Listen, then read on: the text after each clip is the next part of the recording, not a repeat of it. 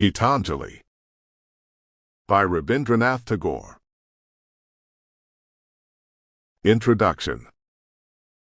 A few days ago, I said to a distinguished Bengali doctor of medicine, "I know no German, yet if a translation of a German poet had moved me, I would go to the British Museum and find books in English that would tell me something of his life and of the history of his thought."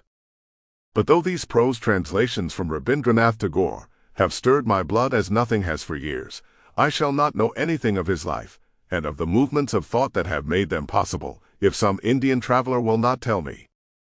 It seemed to him natural that I should be moved, for he said, "I read Rabindranath every day. To read one line of his is to forget all the troubles of the world."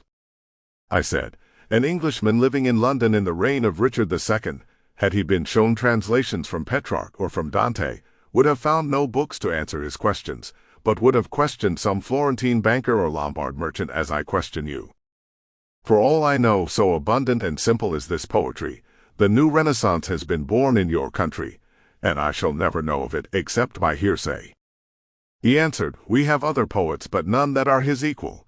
We call this the epic of Rabindranath. No poet seems to me as famous in Europe as he is among us. He is as great in music as in poetry, and his songs are sung from the west of India into Burma wherever Bengali is spoken.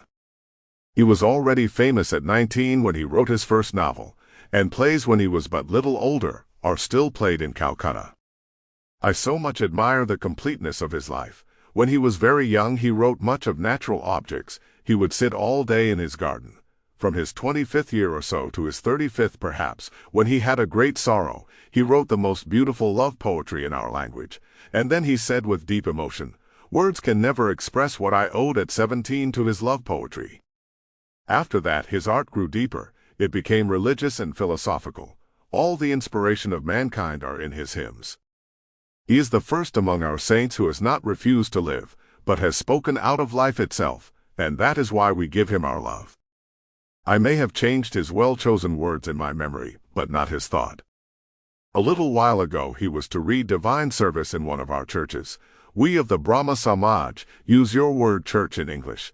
It was the largest in Calcutta, and not only was it crowded, but the streets were all but impassable because of the people.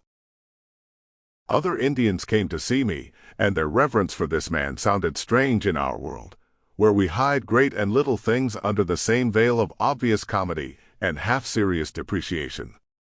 When we were making the cathedrals, had we a like reverence for our great men? Every morning at 3, I know, for I have seen it, one said. Sample complete. Ready to continue?